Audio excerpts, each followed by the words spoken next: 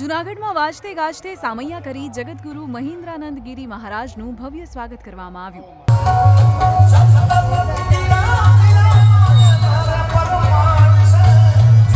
સાધુ સંતો, મહંતો, ભક્તો અને હજારો અનુયાયીઓ સાથે 400થી વધુ ગાડીઓનો કાફલો શહેરમાં પ્રવેશ્યો હતો।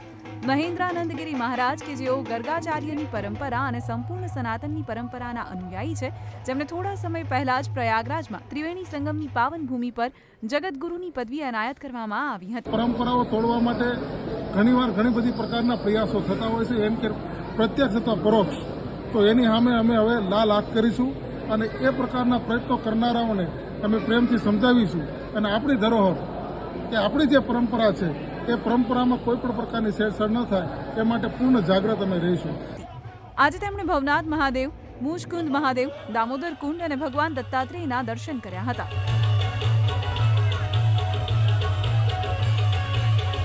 વનરાજ Chauhan, Divya Bhaskar, Junagadh. Share and download કરો દિવ્ય ભાસ્કર એપ।